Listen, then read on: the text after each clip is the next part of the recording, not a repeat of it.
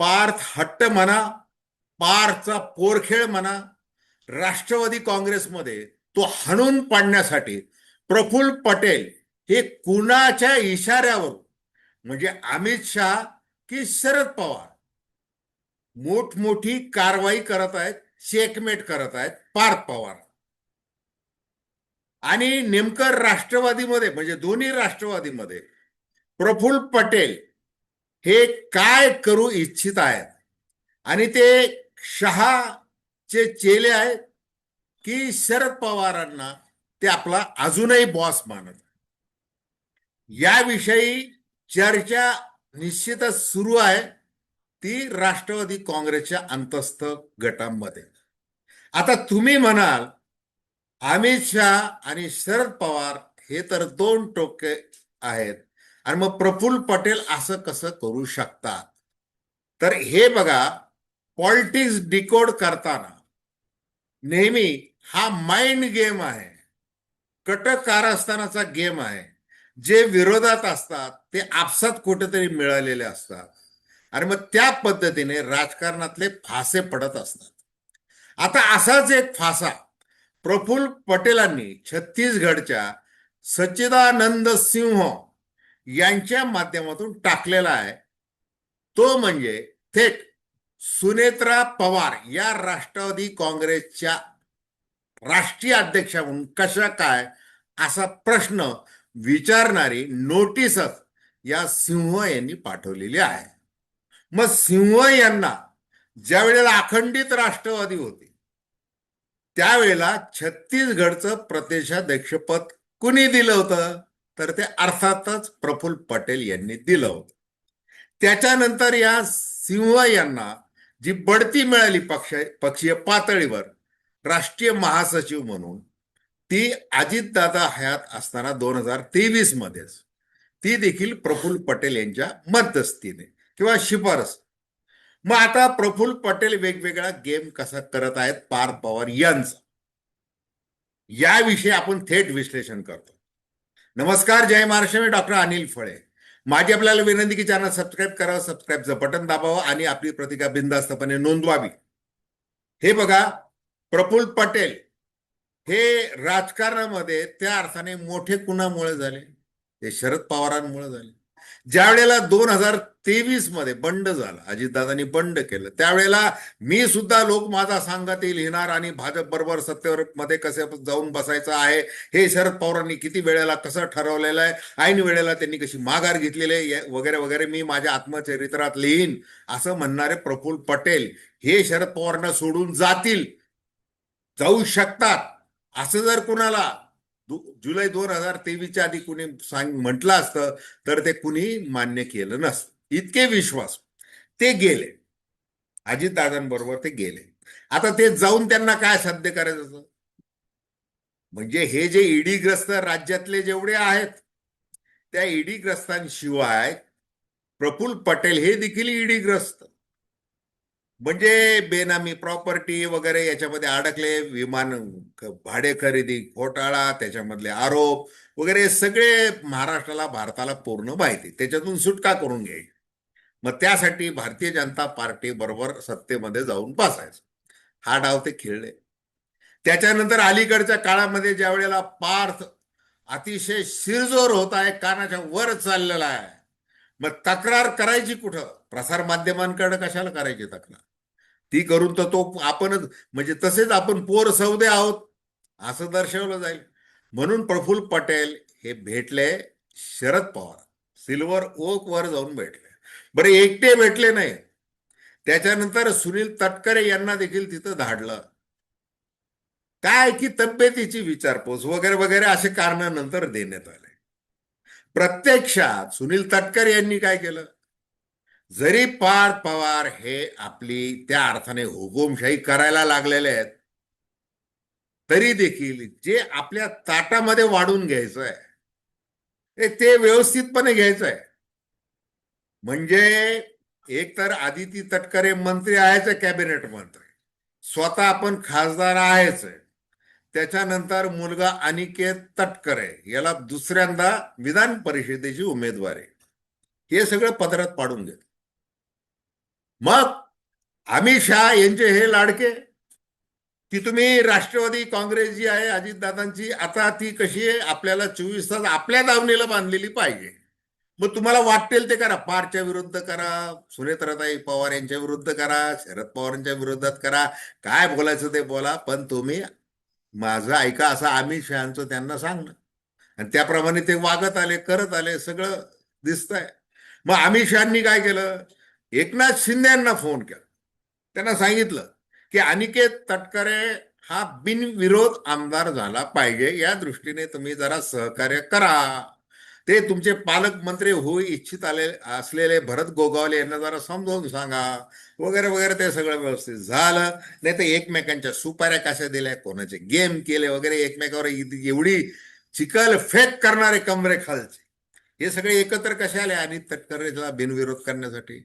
ते शहांनी शिंदेंनाही सांगितलं, आणि तटकरे तर आपलाच माणूस आहे, ते बरोबर ते करून घेतलं.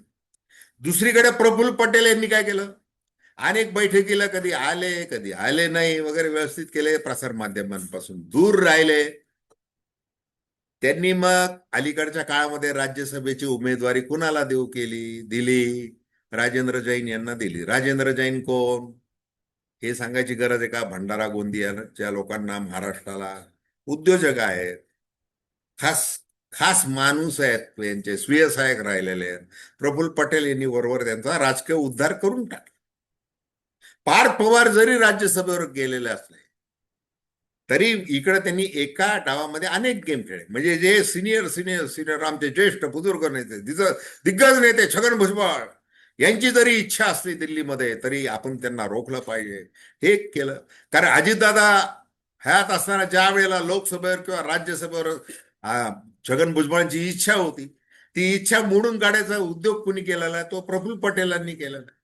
छगन भुजबळांनी जाहीरपणे सांगितलं होतं की माझं खेळणं करू नका, एकदा हो म्हणताय, एकदा नाही म्हणताय, मग समता परिषदेची काय ताकद आहे मी ते दाखवून देतो वगैरे, त्यावेळेला केलेले वक्तव्य सगळे आठवा.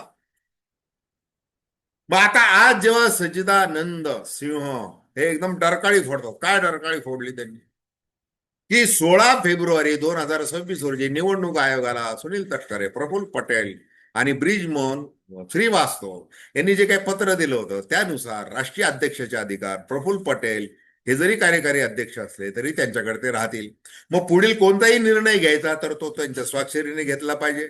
कुठली बैठक घ्यायची तर त्यांच्या नोटिशीने घेतली पाहिजे. कुठलंही अधिवेशन घ्यायचं तर त्यांच्या नोटिशीने घेतलं पाहिजे. मग ते तुम्ही कसं घेतलं परस्पर दुसऱ्या सरचिटणीसाला समोर ठेवून 26 फेब्रुवारी 2026 रोजी ते कसं काय केलं तुम्ही, असा प्रश्न कोण विचारतंय, सिंह विचारत. कारण काय देतात ते 16 फेब्रुवारीचं पत्र, जे पत्र खारिज केलं, निरस्त करा, असं पार्थ पवार आणि त्यांच्या त्या कोण गरजे यांनी ते निवडणूक आयोगाला ईमेल केले, पत्र दिले, बऱ्याच भानगडी झाले. ते 29 एप्रिल-मार्च मध्ये ते सगळं झालं, ते केलं. मग ते पत्र म्हणजे खारिज झालेलं नाही असा अर्थ काढायचा का आता सिंह यांनी हे केल्यामुळं. म्हणजे प्रफुल्ल पटेल काय करतात ते बघा, ते व्यवस्थितपणे पार्थ पवार यांचा गेम उलटवून करत आहे. जे पदरात पाडायचं ते पदरात पडून घेत आहे. बरं, ही हिंमत पक्षाच्या नेतृत्वाला थेट आव्हान देण्याची हिंमत प्रफुल्ल पटेलांनी अजितदादा हयात असताना दाखवलेली नाही, दाखवता आलेली नाही. कारण ते अजितदादा विलिनीकरणाची चर्चा अजितदादा एकटे करत होते, यांचा आतून विरोध होता. हे किती किती वेळेला समोर आलेला आहे, कशा कशा पद्धतीने समोर आलेला आहे. आणि मग आता जसं अमित शहाचे मांडलिक म्हणून हे दोघं जण लगेच तयार होतात, पटेल आणि तटकरे, त्याच पद्धतीने ते शरद पवारांशी देखील संधान बांधून आहेत. बरं, सगळ्यात राजकारणाचे महामेरू कुणाला समजलं जातं, कुणाला दिग्गज, कुणाच्या संदिग्ध वक्तव्याची भीती वाटते. मी संदिग्ध कधीच बोलायचं नाही, निशाणा इकडं असेल तर शब्दबाण दुसरीकडे सोडायचे. मग ज्या वेळेला सुनेत्राताई पवार यांना उपमुख्यमंत्री पद देण्याची घाई, ती शपथविधीची घाई, त्यावेळेला शरद पवारांचं वक्तव्य, ते तटकरे आणि पटेल यांनी त्यांच्या पक्षाचा निर्णय घेतला असेल, घेतला त्यांनी निर्णय. आणि मग त्याच्यानंतर काय केलं, 26 फेब्रुवारी, आम्ही आता उपमुख्यमंत्री पद जसं दिलेलं आहे सुनेत्राताई पवारांना, तसं आम्ही राष्ट्रीय अध्यक्ष करणार वगैरे वगैरे, असं ते 8-10 दिवस ते बोलत राहिले, बरेच दिवस. आणि श्रेय सुनेत्राताई पवार यांना आम्ही राष्ट्रीय अध्यक्ष करतोय म्हणजे त्यांच्यावर उपकार करतोय. आम्ही पवार कुटुंबाला सांभाळून घेतोय. अजितदादा पवार हयात नसताना आम्ही सांभाळून घेतोय. आम्हाला पक्षाची काळजी आहे. गुलाबी थाटाचा प्रचार, नरेश अरोरा याच्या माध्यमातून आम्ही कसे 41 आमदार निवडून आणले, त्याच्यामध्ये आमचा कसा सिंहाचा वाटा आहे, हे दोघं जण सातत्याने सांगत आले, आज देखील सांगत आहे. मग त्यांनी ते केलं. मग आता मग ज्या वेळेला ते केलं आणि अंगावर उलटतंय म्हटल्यानंतर, आणि पार्थ यांची जी काही भाषा आहे, वागणं आहे, बोलणं आहे, निर्णय घेण्याची पद्धत आहे, याला कुठेतरी रोख लावायचं जर असेल, म्हणजे एक वेळ अजितदादा परवडले, परंतु यांना समजून कसं सांगणार, यांना पूर्ण पक्ष ताब्यात पाहिजे, एक हाती सत्ता पाहिजे. मग शरद पवारांकडे त्यांना सांगायचं की बघा साहेब, हे काय चाललेलं आहे, तुम्ही नातवाला जरा समजावून जा, हे हे सगळं जे आहे. आणि मग याच्यामध्ये कोण कधी काय करेल याचा काही नेम नसतो. अनेक गोष्टी सातत्याने घडत असतात.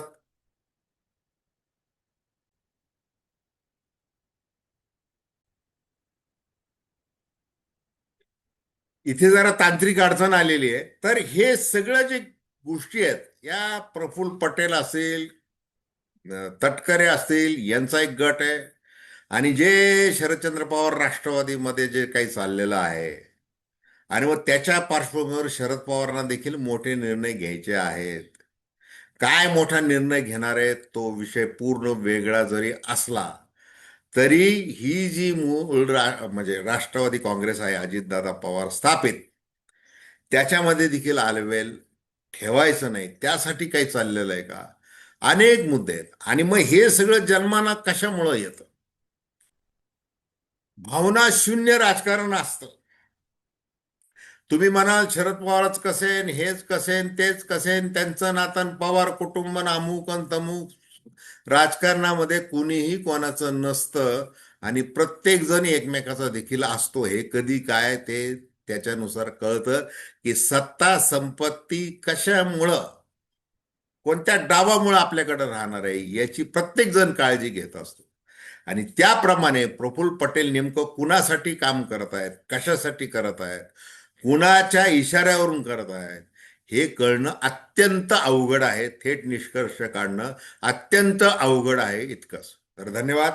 हा व्हिडिओ आपल्याला आवडला असेल अवश्य शेअर करा, सबस्क्राईब करा, आणि आपली प्रतिक्रिया बिनधास्तपणे नोंदवा. धन्यवाद.